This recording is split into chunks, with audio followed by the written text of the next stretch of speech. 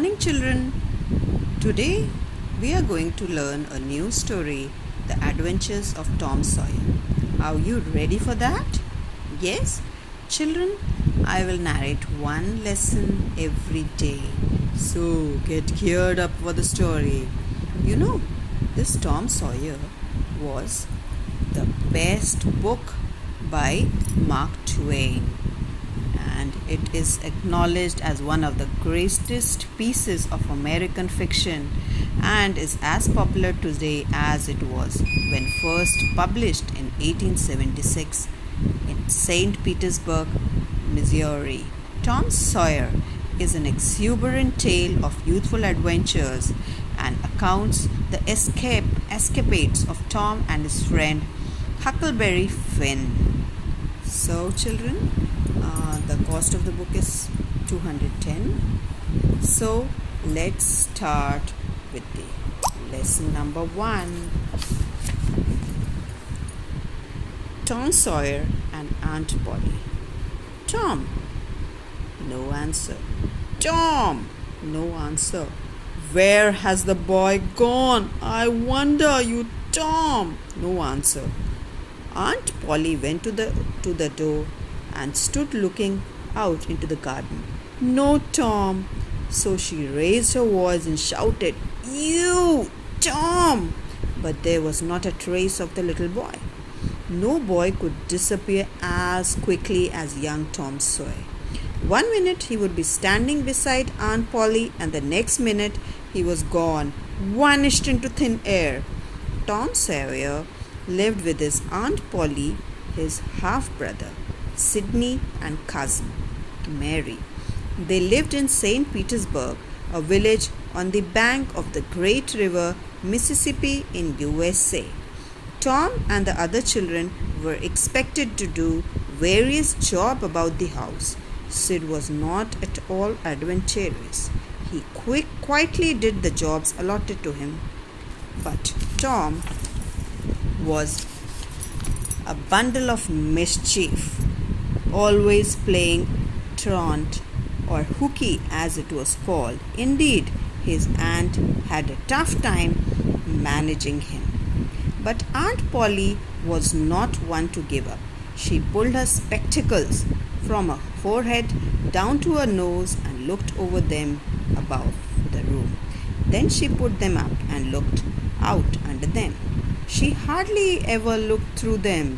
Her spectacles were hardly of any use to her, but she liked to keep them anyway. She searched the house to make sure that Tom was not hiding under the bed or in the cupboard. Then she went and stood in the doorway. Tom, Tom, she called, raising her voice. You, Tom! There was a slight noise behind her, and Aunt Polly whirled around just in time to catch hold of Tom by the hem of his jacket. Where have you been, and what have you been doing? She demanded. Just look at your hands and mouth, all covered with jam. How many times I've told you to leave that jam alone? Aunt Polly had just picked up the switch when suddenly Tom cried out, Oh my, Aunt, look behind you. The old lady whirled around and gathered up her skirt in alarm. And at that instant the boy fled. He scrambled up the high, broad fence and disappeared on the other side. For a moment his aunt was too surprised to move.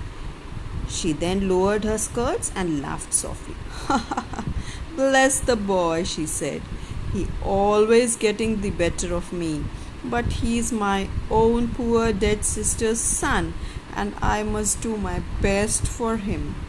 In truth, the old lady loved Tom as if he was his own son, and it worried her no end to know that he was the naughtiest as well as the wildest boy in the village. There was no learning in his head. Not that Tom was stupid. Oh no, far from it. But he just could not see the point in wasting beautiful bright summer days in the classroom. Aunt Polly knew that Tom would not come back that afternoon, so She went back to her knitting, but that night she waited for him.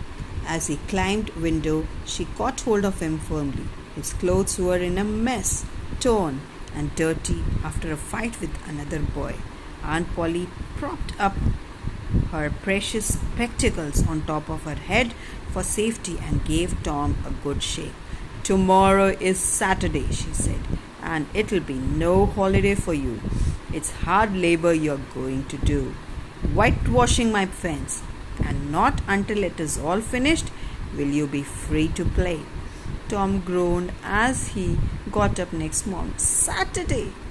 A day when he could go down to the river to watch the streamboats or hang around the village pump, talking, laughing with his friends. Instead, there was the fence to be whitewashed.